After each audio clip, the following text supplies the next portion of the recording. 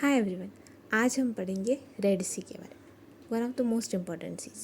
तो देखते हैं ये इम्पॉर्टेंट है क्यों और कैसा है ये Red Sea. So it is one of the most saline bodies of water in the world. बहुत ज़्यादा सलीन है, मतलब खारा पानी ज़्यादा है। Inlet of the Indian Ocean between Africa and Asia. अभी जो अफ्रीकन कॉन्टिनेंट है और एशियन कॉन्टिनेंट है, इन दोनों के बीच में ये इंडियन ओशन, यहाँ पे अरेबियन सी है बराबर, और ये अपना इंडियन ओशन का पार्ट है, तो ये सब इंडियन ओशन आ गया। तो यहाँ पे ये दो लैंड मासेस के बीच में यहाँ पे थोड़ा सा इनलेट ऑफ वाटर है, वो है अपना Red Sea, as you can see here. Okay, so Indian Ocean का पार्ट है रेड सी, ठीक है। अभी 6 लिटोरल स्टेट्स है। लिटोरल मतलब क्या होता है, जो स्टेट्स पे कोस्ट है, मतलब कोस्ट वाले स्टेट्स, मतलब रेड सी से बॉर्डर करने वाली कंट्रीज़ कौन सी है देखते हैं। तो ये है Egypt, Sudan, Eritrea, Djibouti, Saudi Arabia, Yemen. See this side you can remember as seed, SEED। तो सूडान, इजिप्ट, एरित्रिया, जिबूती। लेकिन आई वुड सजेस्ट कि आप मैप देख के याद रखें, क्योंकि most of the time question ऐसे पूछ लेता है कि ये साइड पे कौन सी कंट्रीज़ है, ईस्ट, वेस्ट, नॉर्थ, साउथ, ऐसे। सो नॉर्थ में इजिप्ट है, वेस्ट पे सूडान है, एरित्रिया, जिबूती, और फिर इस साइड पे सऊदी अरेबिया, यमन। सो रेड सी के टोटल 6 बॉर्डरिंग कंट्रीज है। ये जो पार्ट आपको दिख रहा है ये भी इजिप्ट का ही पार्ट है। ये है सिनाई पेनिनसुला। इसको क्या बोलते हैं, Sinai peninsula. Okay, so what next. Actually ये है अपना मेडिटेरेनियन सी इस साइड, और ये है रेड सी। अभी इस साइड है यूरोप और इस साइड है एशिया। अपना इंडिया भी इस साइड पड़ेगा। तो यहाँ से जब इस साइड जाना है, मतलब इंडिया से, एशिया से यूरोप जाना है, तो बहुत घूम के जाना पड़ता था। ये पूरा अफ्रीकन कॉन्टिनेंट है ना ऐसे नीचे, तो यहाँ से एशिया से पूरा घूम के फिर यूरोप जाना पड़ता था। तो क्या किया कि ये जो वाटर बॉडी है, तो यहाँ से भी ये रास्ता बन सकता है ना। तो यहाँ से रेड सी से यहाँ पे जो आपको दिख रहा है, यहाँ पे एक मैनमेड कैनल है, सुएज कैनल। तो सुएज कैनल बनाया गया, यहाँ से लैंड को कट करके ये दोनों वाटर बॉडीज़ को जोड़ दिया गया। तो रेड सी से सुएज कैनल एक कैनल है जहाँ से जो मेडिटेरेनियन सी और रेड सी को कनेक्ट करता है। तो इसके लिए एशिया और यूरोप इन दोनों का ट्रेड ज़रा इजी हो गया है, ठीक है। तो अभी सुएज कैनल के बारे में थोड़ा देख लेते हैं। सुएज कैनल 1869 में कंस्ट्रक्ट किया गया था, और ये शॉर्टेस्ट मेरीटाइम रूट है। हमने देखा ना अफ्रीका से घूम के जाना पड़ता था, तो ये शॉर्टेस्ट मेरीटाइम रूट है, मतलब पानी वाला सबसे छोटा रास्ता है between Asia and Europe. Accounts for about 12 to 15% of global trade. मतलब पूरी दुनिया में जितना ग्लोबल ट्रेड हो रहा है, पूरा ट्रेड हो रहा है, उसका 12 to 15% ऑलमोस्ट यहाँ से ही जाता है ना। यहाँ विदाउट लॉक्स क्या होता है, एक्चुअली जो कैनल्स होते हैं ना, यहाँ पे एक सिस्टम होता है कुछ लॉक्स का, मतलब शिप एंटर करते हैं तो लॉक्स होते हैं हर एक स्टेज पे। पनामा कैनल में आपको ऐसे लॉक्स मिलेंगे, लेकिन सुएज कैनल में ऐसा कुछ नहीं है, तो लॉक्स नहीं है।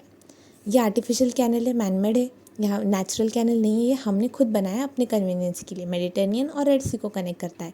और एक बात, ये पूरी तरह इजिप्ट के बॉर्डर में देख रहा होगा आपने, ये देखो, ये सिनाई पेनिनसुला इजिप्ट का पार्ट है ना, और ये इजिप्ट है, तो ये यहाँ से हम लोग ने कट किया तो ये पूरा इजिप्ट में आ गया। तो सुएज कैनल इजिप्ट का पार्ट है जो मेडिटेरेनियन सी और रेड सी को कनेक्ट करता है। ओके, अभी आते हैं फिर से रेड सी पे। रेड सी की नेबरिंग कंट्रीज़ कौन सी है बॉर्डर वाली, इजिप्ट, सूडान, एरित्रिया, जिबूती ये छोटा सा देश, फिर सऊदी अरेबिया और यमन, ठीक है। तो रेड सी किसको कनेक्ट करता है, देखो रेड सी के ऊपर वाली साइड तो मेडिटेरेनियन सी है, हमने देख लिया। यहाँ पे क्या है, यहाँ पे ना एक स्ट्रेट है। अभी स्ट्रेट मतलब क्या, स्ट्रेट होता है एक छोटी वाटर बॉडी जो दो बड़ी वाटर बॉडीज़ को कनेक्ट करे। तो यहाँ का पानी है छोटा वाटर बॉडी, इसको बोलेंगे स्ट्रेट। तो यहाँ पे कौन सा स्ट्रेट है, यहाँ पे है बाब अल मंडाब स्ट्रेट। तो ये स्ट्रेट काफ़ी इंपॉर्टेंट है। बाब अल मंडाब स्ट्रेट ज्वाइन करता है किसको, रेड सी को, और इस साइड की वाटर बॉडी। अभी इस साइड देखो, यहाँ पे अरेबियन सी है, ये तो हमें पता है, लेकिन ये पार्ट क्या है, ये है गल्फ ऑफ एडन। ओके, तो गल्फ ऑफ एडन, ये गल्फ क्यों, ये सी क्यों नहीं, एक्चुअली ये देखो, ये है लैंड से।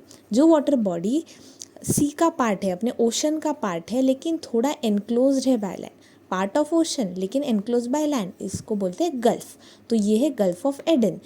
तो रेड सी और गल्फ ऑफ एडन को कनेक्ट कौन करता है? ये दो बड़ी वाटर बॉडीज़ को कनेक्ट कौन करता है? बाब अल मंडाब स्ट्रेट। ठीक है, वही लिखा है। तो रेड सी कहाँ से कहाँ तक है? ऊपर सुएज कैनल से नीचे बाब अल मंडाब स्ट्रेट तक रेड सी है।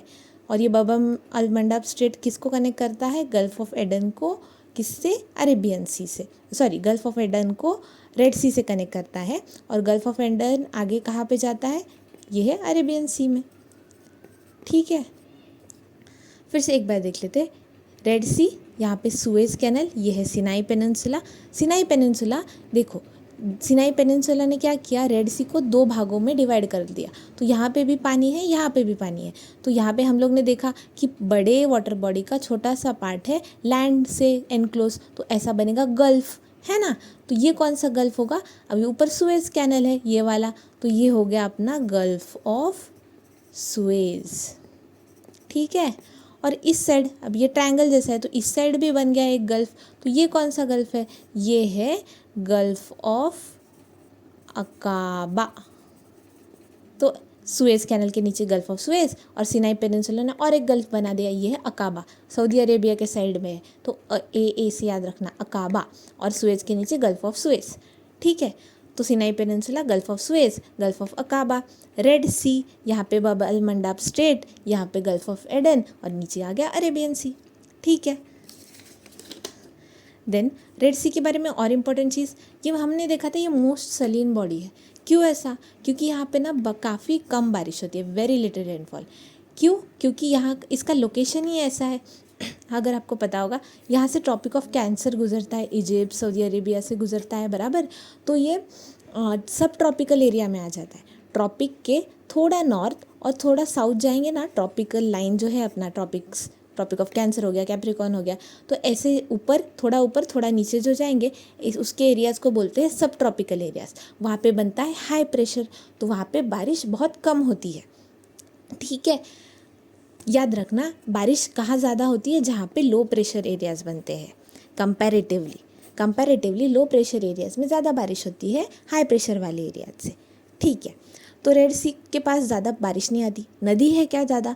नहीं, कोई भी मेजर रिवर रेड सी में जाके ख़त्म नहीं होती, तो इसलिए फ्रेश वाटर इनपुट नहीं है, does not receive significant fresh water input from large reverse. और इवेपोरेशन रेट भी हाई है, क्योंकि यहाँ का टेम्परेचर बहुत ज़्यादा है, हॉट और डेजर्ट क्लाइमेट है, इसलिए यहाँ का टेम्परेचर बहुत ज़्यादा है, तो हाई इवेपोरेशन रेट है, और पानी भी कमी है, फ्रेश वाटर ज़्यादा आ नहीं रहा है, इसलिए ये सैलिनिटी इसकी बहुत ज़्यादा है। ठीक है, अभी हाँ, कोपेन क्लाइमेट क्लासिफिकेशन का एक सिस्टम होता है जिसके अकॉर्डिंग अलग अलग कोड्स दिए जाते हैं क्लाइमेट्स को, वो भी बहुत इंपॉर्टेंट है। तो उसके अकॉर्डिंग ये एरिया का कोड है BWH। बी मतलब ड्राई क्लाइमेट्स के लिए बी यूज़ करते हैं, फिर डेजर्ट के लिए W यूज़ करते हैं, और H फॉर वार्म, अगर K होगा तो कोल्ड और H होगा तो वार्म। तो BWH ये कोपेन क्लाइमेट क्लासिफिकेशन है किसका? रेड सी का। वैसे ये सी है, समंदर है, इसको रेड क्यों बोलते हैं? ये नॉर्मली ब्लू ग्रीन कलर का ही होता है, लेकिन ओकेजनली कुछ एल्गे के ब्लूम्स यहाँ पे दिखते हैं हमें। कौन से वाले? ट्राइकोडेसिमियम एरिथ्रियम। ये जो एल्गे हैं ना, ये फिर जब मर जाते हैं तो उनका कलर रेडिश ब्राउन हो जाता है, इसकी वजह से फिर ये पूरा सी रेडिश ब्राउन ऐसा दिखता है। ठीक है, अभी देखा हमने कि रेड सी बहुत इंपॉर्टेंट है। हाँ, यहाँ से बहुत ज़्यादा ट्रेड होता है, इंडिया यूरोप मतलब एशिया और यूरोप को पूरी तरह कनेक्ट करने के लिए छोटा सबसे रूट है ना, सुएज कैनल भी यहाँ पे है। तो इसको प्रोटेक्ट करना भी बहुत इंपॉर्टेंट है, क्योंकि यहाँ पे रीजनल कन्फ्लिक्ट्स बहुत होती है। यहाँ पे देखो यमन कंट्री है, यहाँ पे हूतीज़ होते हैं, हूतीज़ नाम के रिबेल्स हैं।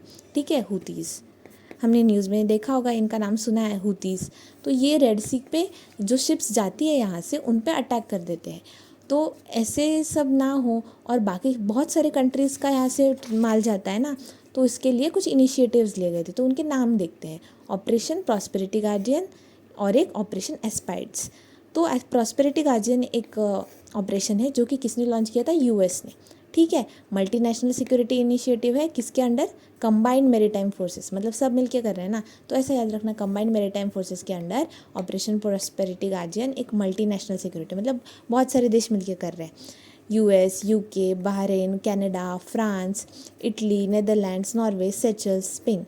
ये सब क्यों होगा, क्योंकि उस साइड जा रहा है, तो मतलब क्या यूके का, देखो अगर हम इस एरिया में देखें तो यहाँ पे हमें यूके नहीं दिखेगा, लेकिन इस साइड है, यूरोप का पार्ट है, और हमारा अगर मेजर ट्रेड रूट ये है, तो हमें वो प्रोटेक्ट करना बहुत ज़्यादा इंपॉर्टेंट है, इसलिए वो कंट्रीज़ ने ये इनिशिएटिव लिया है। एक यूएस ने लॉन्च किया प्रॉस्पेरिटी गार्जियन, दूसरा यूरोपियन यूनियन क्यों पीछे रहे, उन्होंने एस्पाइड्स करके लॉन्च किया।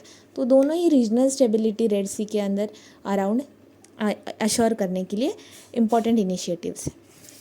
हाँ, एक इम्पॉर्टेंट चीज़, Suez Canal was constructed in the year 1869, so it's बहुत पुराना है। ठीक है, that's it, thank you for the day.